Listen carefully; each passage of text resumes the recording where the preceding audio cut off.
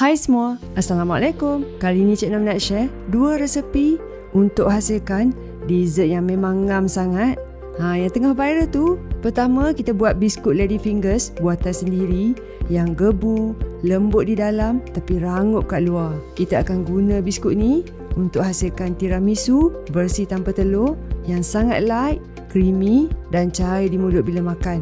Mudah sikitlah versi ni berbanding cara klasik yang pakai kuning telur tapi tetap sedap. Sebelum ni kalau buat tiramisu, Cik Nam beli je Lady Fingers yang dah siap jual tu. Tapi sejak dah buat sendiri ni, memang tak toleh belakang dah. Tekstur dah rasa lebih fresh dan yang paling penting biskutnya tu serap kopi dengan baik, tak mudah soggy bila celup kopi macam Lady Fingers yang komersial tu. Jom kita mula. Cik Nam tunjuk langkah satu persatu.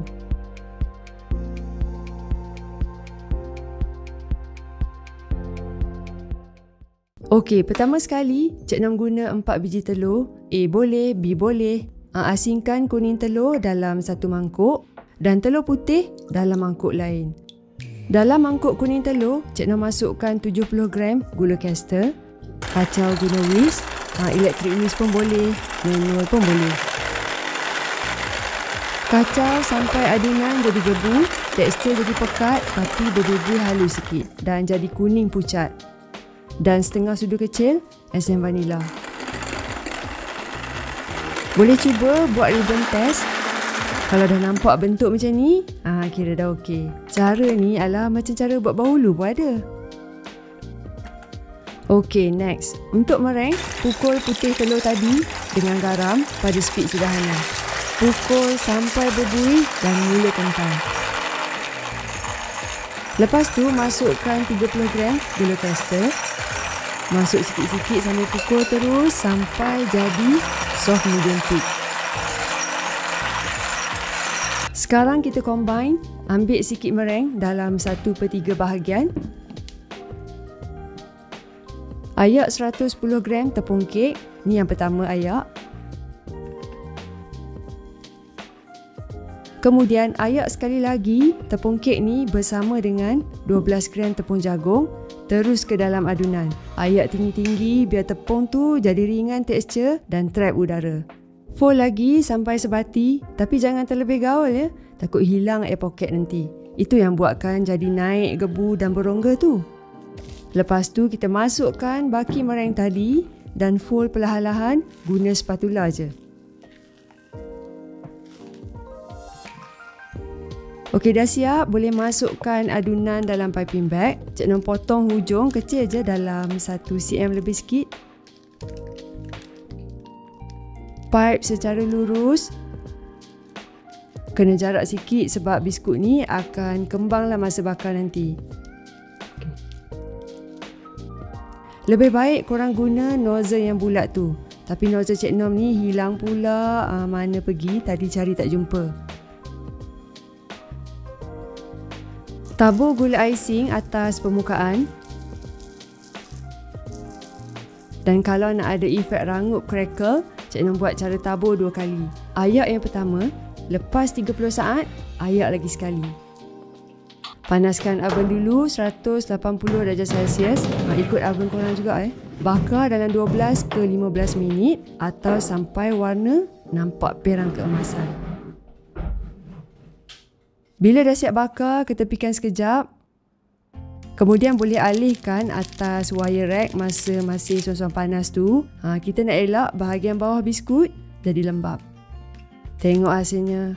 Gebu, ringan dan luarnya tu rangup. Sementara biskut tunggu sejuk, kita buat pula krim mascarpone. Cik Nam akan gunakan Anchor Dairy Whipping Cream 100% produk tenusu dari New Zealand.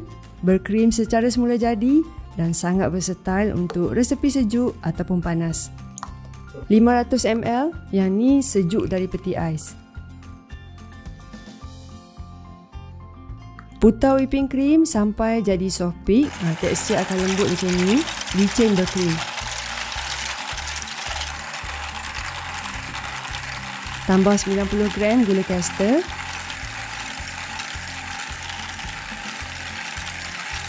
Dan 1 sudu kecil esen vanila. Kacau sebati.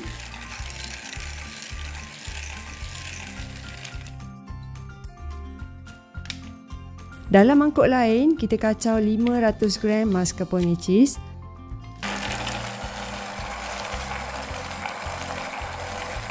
Cukup sekadar sampai lembut. Kemudian campur dari whipping cream tadi dan sikit-sikit sambil fold perlahan-lahan sampai adunan jadi licin dan creamy. Jangan putar lama sangat tau, nanti krim jadi pecah.